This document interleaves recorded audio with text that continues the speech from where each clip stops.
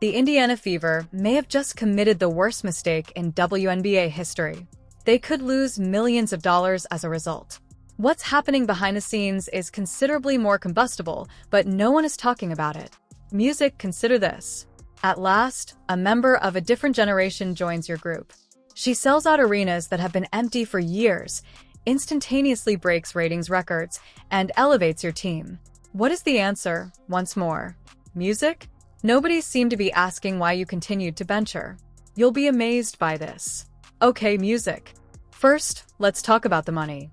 WNBA players make $78,000, or less than 1% of the total, whereas Caitlin Clark is predicted to make $11 million this year. A single Instagram post earns her more money than a month of illness. Nike paid $28 million to sign her over an 8-year period.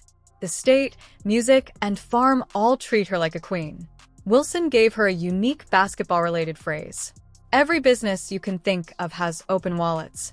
Even yet, the fever prevented her from staying healthy for more than 3 straight games. Isn't that strange in terms of health? Caitlin never missed a game during her tenure in college. She dominated every night at Iowa for 4 years in a row despite being in pain. However, she has often been shut out of the professional ranks because of unanticipated, mysterious growing problems. Whether it's because of poor luck, music, or something more important going on in the background, the influence of music is clear. Music only hit 4 of 12 shots in 6 games after her comeback, with a 3-point percentage of just 14% and an overall shooting percentage of less than 30%. However, nobody is discussing this section. She continues to average over 9 assists a game. Music. Despite being in a slump and having one arm tied behind her back, she is contributing to this team's success and receiving more bench time. Things became worse off the court even though there was already a lot of drama on the court. A 55-year-old stalker who harassed Caitlin Clark with hundreds of disturbing music messages and even traveled to Indianapolis while thinking they were dating was recently given a prison sentence. Things had grown so bad that she altered her public identity to feel safer. The strange thing is that even he seems to favor music above medical attention. When Caitlin is performing, the cost of tickets is significantly higher. $1,200 in the secondary market. They experienced an overnight 40% decrease while she was away. It's a financial free fall rather than a dismal situation. Music tickets for even her home stadium's All-Star game dropped from $121 to $72 after she announced she couldn't perform. The front desk employees in Indiana are behaving as if they are unaware that actual money is being taken out of the business. Music just gets worse when you think it can't get any worse. Stephanie White is the coach. Please consider liking this video and subscribing to the channel if you enjoy the content. You might be surprised to learn that about 83% of viewers have not yet subscribed. Even though it only takes a second and is free, it means the world to us. Have you registered yet? Fantastic. I sincerely appreciate your help. After being sent to make amends, he comes in, but it seems like she would rather destroy Caitlin's reputation than let her be herself. It's all clear from last week's viral moment. White asked Caitlin to leave the coach's chair music in front of everyone during a timeout. The message was very clear. Acknowledge your role, beginner. Don't become too comfortable. This team, music is under our control, not yours. Music White is still preaching about long-term wellness and understanding the bigger picture. We're scared of how popular your music has gotten. Why else would you watch a 23-year-old who is physically healthy start to look more attractive? Why would you take her out of the game? Why force her to change the very music that fills arenas and sells jerseys? It appears to be a constant reminder. Even if you are the star, others have the power. But this is the worst part. Caitlin Music is secretly creating something far bigger while Indiana is mired in small-scale power conflicts. They are not even necessary for the empire that is music. In addition to being well-liked, music is a symbol of women's basketball. With more than 1.2 million votes, she received more votes than any other player in the league for All-Star Music Captain. Her recommendations are worth more than the crew's total pay. If she wanted music, she could buy and sell half of the WNBA tomorrow. But the temperature seems to indicate that sitting on the bench would be beneficial for her. I have insider knowledge, so this is where things go insane. Many teams are already creating cap space for Caitlyn when she becomes a free agent in 2027. In addition to any marketing agreement, the New York Liberty are prepared to provide her a maximum contract and music. Manhattan is home to the Las Vegas Aces Music. They would probably have an extravagant feast and rename a casino in her honor. 2 seven-figure salaries are being contested by international teams in Europe. One of the offers provided by insane Chinese people is team ownership. Additionally, Ice Cube attempted to lure her with a $5 million Big 3 deal. When it comes to music, she has more options than a buffet in Vegas. The fever has also gone down here. The league's incessant jokes imply that she ought to be grateful for the remaining food. Due to a single player, Indiana transitioned from using music and cheap airlines that covered the cost of water to overnight luxury jet travel. Furthermore, rather than standing up for her, they participate in power battles that diminish reality TV. It's similar like whining about taxes after winning the lottery. Do you want to know how horrible things have gotten? Players who go 2 for 14 are praised for keeping their confidence, while Caitlyn is criticized for taking 1 contested 3. Veterans who are unable to approach the ocean from the beach are always given the all-clear, but the team's greatest shooter in history is told to be patient.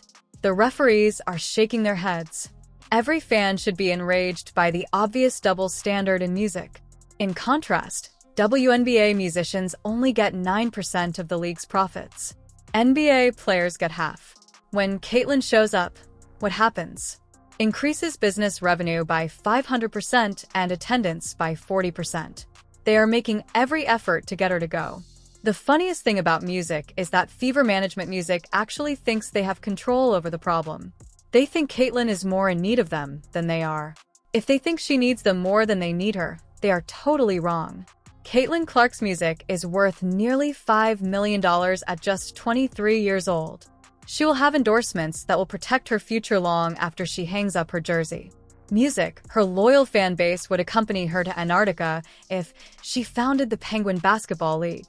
This number should make every Indianapolis employer shudder. When asked if they would still support the Fever if Caitlyn left, 86% of music fans gave a negative response. One facet of music is loyalty. It's a fixation. That's not a fan base. The army is moving. Music. These individuals were unable to buy Fever shirts because of the name on the front. They bought these because of the name on the back. Music. And think about what happened in Connecticut during the postseason. If you think I'm exaggerating the stress she is experiencing, they claimed that Caitlyn was unintentionally struck in the eye by Jonquil Carrington's music. Carrington became defensive when reporters questioned him about it, and the Suns' management tried to get the media to take it down. Every night, Caitlyn has that kind of jealousy. The fact that she won't even have the backing of her own squad is the most depressing part. The numbers are accurate. When Caitlyn plays, 1 million people watch the games. Music. Without her, they struggle to achieve 200,000. In essence, she oversaw ESPN's coverage of WNBA music.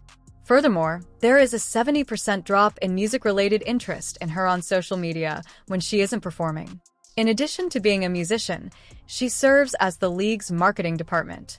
Without her, the conversation about music swiftly fades. The temperature is getting scary at this point. Music. According to close friends and family in the music business, Caitlyn is reportedly already thinking about moving away from Indianapolis. The management's lack of support, the regular injuries, and the odd coaching decisions are all becoming worse.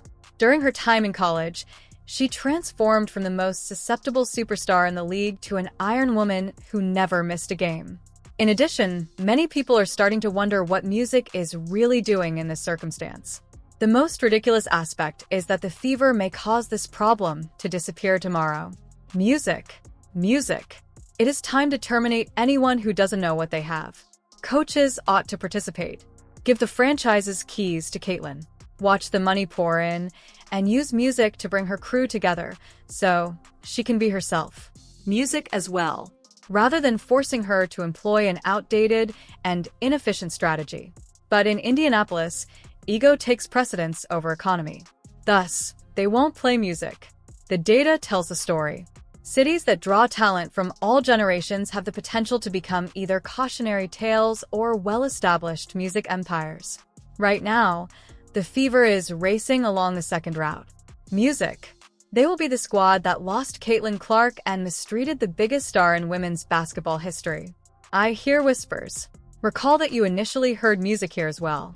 Employees at Caitlin are already looking into the ideas so that when the time comes, she will have a place that genuinely loves her. Not the following season or tomorrow. They are setting the foundation, making contacts in other marketplaces, and exploring new areas. Music. Its irony is almost poetic. The Indiana Fever begged for attention by performing in front of music in empty stadiums for years. Caitlin Clark, a once-in-a-generation basketball prodigy, whose music has the ability to change the world and a gift from the basketball gods, unexpectedly collapses onto their lap after listening to music.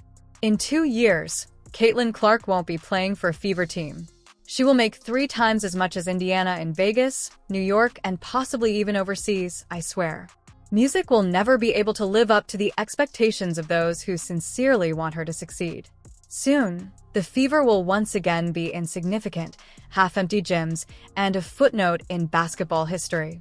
Next is the worst part. The entire disaster could have been prevented. All they needed to make sure it wasn't messed up was music. Allow Caitlin to be herself, handle the finances, and use her music to become the franchise's star. Instead, music has produced a masterclass on how to ruin an amazing musical opportunity. For decades to come, business schools will research this kind of collapse. The Fever will soon witness the repercussions of treating a $100 million athlete as she's on a small income. The Indiana Music Fever is not necessary for Caitlin Clark. They will finally realize what they had and what they lost when the circus leaves town and takes all of the ticket customers with them. They needed her for a brief, exquisite moment, but she wasn't there, and they pushed her out the door rather than admitting it. Do you think that the biggest mistake in WNBA history had to do with music? Click like. Do you want to hear about Caitlin's upcoming musical endeavors? Enroll. The narrative is just getting started. And make a comment. Where should Caitlin go when she eventually moves out of Indianapolis?